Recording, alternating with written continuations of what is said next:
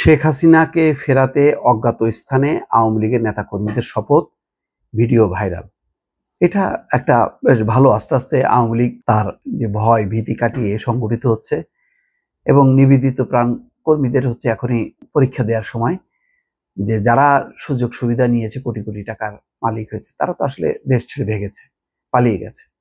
তাদের কোনো নৈতিকতা নেই, দেশটাকে শেষ করে দলকে ক্ষতি করে তারা চলে গেছে।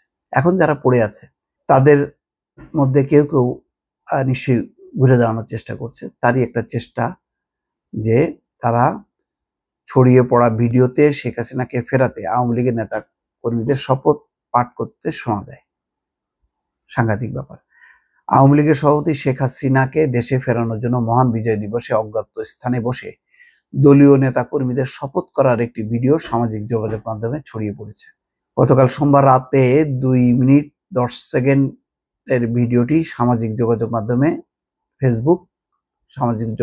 ফেসবুকে ছড়িয়ে পড়ে। ভিডিও ধারণের স্থান ও সময়ের ব্যাপারে নিশ্চিত হতে পারেনি প্রথম আলো।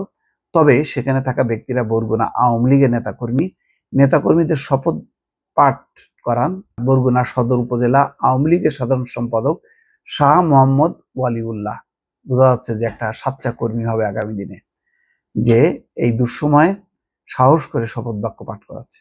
ছড়িয়ে পড়া ভিডিওতে নেতা কর্মীদের বলতে শোনা যায়, গৌরবময় মহান বিজয় দিবস 2024, চারদিকে তাকিয়ে দেখি বঙ্গবন্ধুর সোনার বাংলা মেটিকুলাস প্ল্যানে মৃত্যু উপত্যকায় পরিণত হয়েছে। স্মার্ট বাংলাদেশকে দুর্মূল্যের জিন্দাবাদী কলঙ্কে পরিণত করার ষড়যন্ত্র চলছে। গণতান্ত্রিক ব্যবস্থাকে ছারখার করে মাননীয় প্রধানমন্ত্রী শেখ হাসিনাকে দেশ থেকে বাধ্য করা হয়েছে।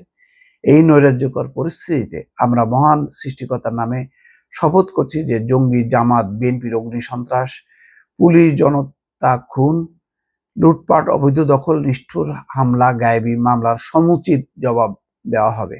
নেতাকর্মীদের আরো বলতে শোনা যায়, গরিব দুঃখী মেহনতি মানুষকে সঙ্গে নিয়ে হৃত গৌরব ফিরিয়ে আনবো। জাগ্রত বিবেকবান দেশপ্রেমিকদের ঐক্য গড়ে শেখ হাসিনার স্বদেশ প্রত্যাবর্তন সফল ও নির্বিঘ্ন করার লক্ষ্যে সব কর্মকাণ্ড পরিচালনা করব। প্রয়োজনে নেত্রীর নির্দেশে গণতন্ত্রের যোদ্ধা হিসেবে নিজেদের জীবনকে উৎসর্গ করব। জয় বাংলা। নিঃসন্দেহে অনেক ডেডিকেশন এবং কমিটমেন্ট এই শপথের মধ্যে ছিল। বিজয় দিবসের ওই অনুষ্ঠানে আওয়ামী লীগের অল্প সংখ্যক নেতাকর্মী একত্র হন।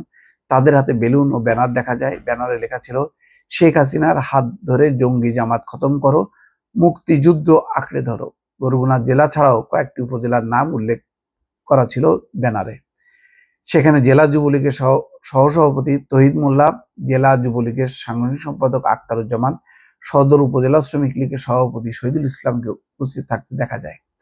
এই বিষয়ে যুবলীগ নেতা আখতারুজ্জামান বলেন, আওয়ামী লীগ মুক্তিযুদ্ধে নেতৃত্ব দিয়েছে, অথচ তাদের বিজয় দিবস উদযাপনে বাধা দেওয়া হচ্ছে। বীর মুক্তিযোদ্ধাদের লাঞ্ছিত করা হচ্ছে। আর যারা স্বাধীনতা যুদ্ধের বিরোধিতা করেছে, সরকার তাদের নিয়ে বিজয় র্যালি করছে।